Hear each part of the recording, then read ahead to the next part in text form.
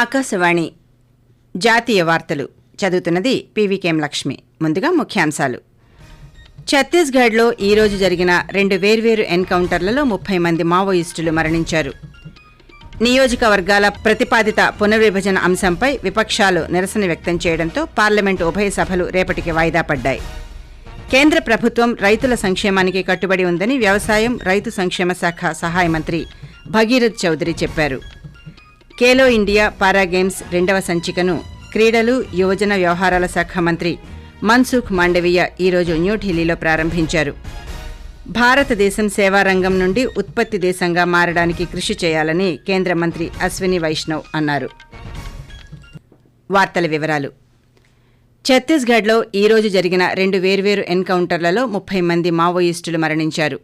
బస్తర్ డివిజన్లోని బీజాపూర్, దంతెవాడ జిల్లాల సరిహద్దు ప్రాంతంలోని అడవుల్లో మావోయిస్టులు ఉన్నట్లు భద్రతా దళాలకు నిఘా సమాచారం అందడంతో భద్రతా దళాల సంయుక్త బృందం సెర్చ్ ఆపరేషన్ చేపట్టింది. ఈ రోజు ఉదయం నుండి గంగులూరు ప్రాంతంలో భద్రతా దళాలు, మావోయిస్టుల మధ్య కాల్పులు జరుగుతున్నాయి. ఇప్పటి వరకు 26 మంది మావోయిస్టుల మృతదేహాలను సంఘటనా స్థలం నుండి స్వాధీనం చేసుకున్నారు. దీంతో పాటు పెద్ద సంఖ్యలో ఆయుధాలు, పేలుడు పదార్థాలను కూడా సంఘటనా స్థలం నుండి స్వాధీనం చేసుకున్నారు. ఈ ఎన్కౌంటర్లో డిస్ట్రిక్ట్ రిజర్వ్ గార్డుకు చెందిన ఒక సైనికుడు కూడా మృతి చెందారు. ఛత్తీస్గఢ్లోని కాంకేర్ జిల్లాలో జరిగిన మరో ఆపరేషన్లో జరిగిన కాల్పుల్లో 4 మావోయిస్టులు మరణించారు. ఈ సెర్చ్ ఆపరేషన్ ఇంకా కొనసాగుతోంది. నక్సలైట్లపై ప్రభుత్వం కఠినమైన వైఖరితో ముందుకు సాగుతోందని కేంద్ర హోంమంత్రి అమిత్ షా అన్నారు. అనేక సౌకర్యాలు అందిస్తున్నప్పటికీ లొంగిపోని తీవ్రవాదుల పట్ల ప్రభుత్వం జీరో టాలరెన్స్ విధానాన్ని అవలంబిస్తోందని అమిత్ షా సామాజిక మాధ్యమంలో పేర్కొన్నారు. నక్సల్ ముక్త్ భారత్ అభియాన్ దిశగా సైనికులు ఈ రోజు మరో పెద్ద విజయాన్ని సాధించారని, వచ్చే సంవత్సరం మార్చి 31 నాటికి భారతదేశం నక్సల్ రహితంగా మారబోతోందని అమిత్ షా తెలియజేశారు.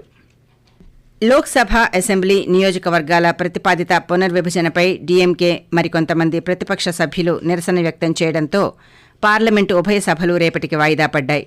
డీఎంకే పార్టీకి చెందిన పార్లమెంటు సభ్యులు ప్రతిపాదిత పునర్విభజనను నిరసిస్తూ టీషర్టులు ధరించి నినాదాలు చేశారు. దీంతో సభ పలుమార్లు వాయిదా పడింది.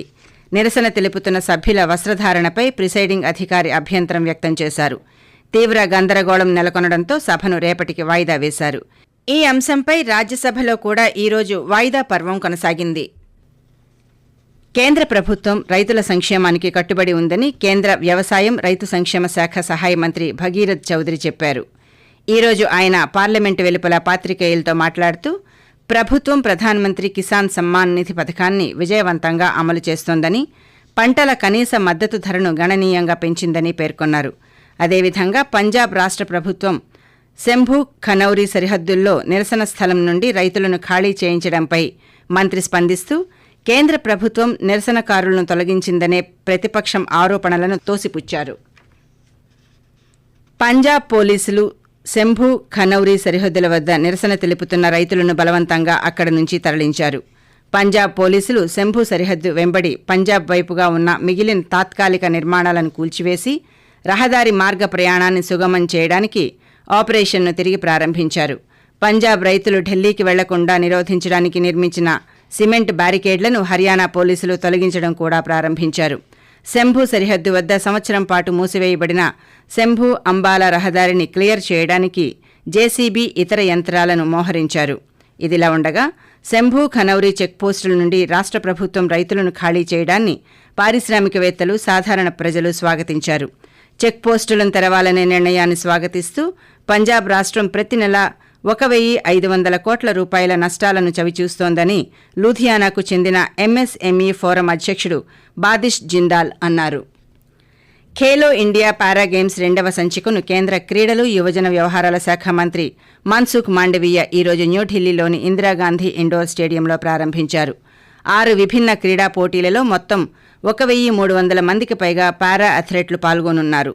ఖేలో ఇండియా స్థిరంగా దాని ప్రాముఖ్యతను పెంచుకుంటోందని, క్రీడాకారులు తమ ప్రతిభను ప్రదర్శించడానికి ఒక వేదికని ప్రారంభ ఉపన్యాసంలో మన్సుఖ్ మాండవీయ పేర్కొంటూ खेलो इंडिया स्पोर्ट्स सेक्टर में अपनी महत्व की भूमिका अदा कर रहा है। पैरा एथलीट्स और अपना कौतुक दिखाने के लिए तैयार है और जब हौसला बुलंद होता है दिशा सही होती है, एफर्ट सही होता है, तो आउटपुट आके ही रहता है।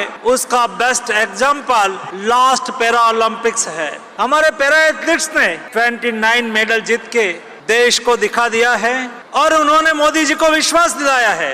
आज वैसे ही पैरा गेम्स के द्वारा हमारे खिलाड़ियों को, हमारे एथलीट्स को बेस्ट अपॉर्चुनिटी मिल रही है। ఆకాశవాణి జాతీయ వార్తలు వింటున్నారు.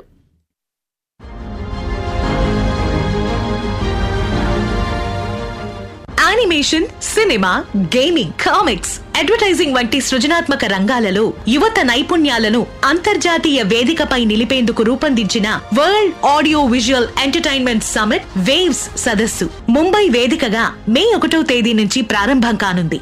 దీనిపై మరింత సమాచారం కోసం wavesindia.org వెబ్సైట్ ను సందర్శించండి.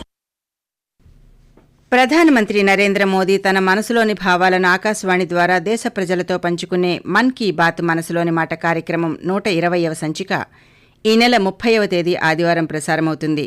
మన్ కీ బాత్ కార్యక్రమానికి ప్రజలు తమ సూచనలు, సలహాలు అందించాలని ప్రధానమంత్రి కోరారు.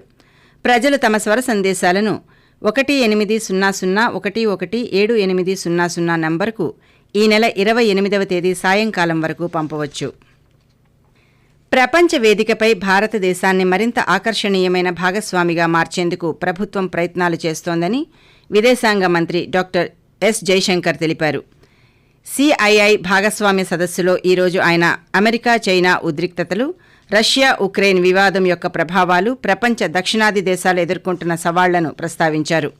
పెరుగుతున్న ప్రపంచ సవాళ్లను అధిగమించడానికి భారత్కు మరిన్ని దేశాల భాగస్వామ్యం అవసరమని జైశంకర్ మాట్లాడుతూ, India's collaboration with Latin America and the Caribbean are concerned. First and foremost, our partnership must address the needs of health security. India is a major player when it comes to pharmaceuticals and vaccines. We are today prepared to not only export competitively, but also localize production where necessary. We have also developed the concept of Jan Aushadhi Kendras, which is like a people's pharmacy, that increase accessibility and affordability of medicines, have a well-established heritage of traditional medicine, facilitating technology flows, harmonizing regulations, and promoting mobility of talent are among the possibilities that we should encourage. భారతదేశం సేవారంగం నుండి ఉత్పత్తి దేశంగా మారడానికి కృషి చేయాలని కేంద్ర IT, electronics శాఖ మంత్రి అశ్విని వైష్ణవ్ అన్నారు. ఈ రోజు సాయంత్రం న్యూఢిల్లీలో జరిగిన chips to startup programme award ప్రదానోత్సవంలో అశ్విని వైష్ణవ్ మాట్లాడుతూ, విద్యా సంస్థలు, అంకుర సంస్థలు, విద్యార్థులు, పరిశోధకులు ఆవిష్కరణలు నడిపించడానికి, కొత్త పరిష్కారాలను రూపొందించడానికి కలిసి వస్తున్నారని ఆయన పేర్కొన్నారు. ప్రతిభావంతులైన వ్యక్తులందరూ చేతులు కలిపి పరిష్కారాలను తీసుకురావాలని కోరారు. సేవా రంగంలో భారతదేశం ఇప్పుడు బాగా రాణిస్తోందని, ఉత్పత్తి రంగంలో కూడా ఇలాగే పురోగతి సాధించాలంటే అందరూ సహకరించాలని అశ్విని వైష్ణవ్ మాట్లాడుతూ, We as a country have been a great service nation. Now we must become a product nation also. That journey would involve software products as well as hardware products. Both categories, and within hardware, analog products and digital products. That's the thought process with which we are moving. Old mindset where only the certain government institutions would be developing everything has to now give in to a new mindset where a much broader partnership of academia, startups, students, researchers, they all must join together to create new solutions. దేశీయ stock market ఈ రోజు లాభాలతో ముగిసింది. సెన్సెక్స్ ఉదయం 75,445 పాయింట్ల వద్ద లాభాల్లో ప్రారంభమై చివరికి 899 పాయింట్ల లాభంతో 76,348 వద్ద ముగిసింది. ఆకాశవాణి జాతీయ వార్తలు ముగించే ముందు ముఖ్యాంశాలు మరోసారి. ఛత్తీస్గఢ్లో ఈ రోజు జరిగిన 2 వేర్వేరు ఎన్కౌంటర్లలో 30 మంది మావోయిస్టులు మరణించారు. నియోజకవర్గాల ప్రతిపాదిత పునర్విభజన అంశంపై విపక్షాలు నిరసన వ్యక్తం చేయడంతో పార్లమెంటు ఉభయ సభలు రేపటికి వాయిదా పడ్డాయి. ఆకాశవాణి జాతీయ వార్తలు ఇంతటితో సమాప్తం. రేపు ఉదయం 6:45 ప్రాంతీయ వార్తలు వింటారు.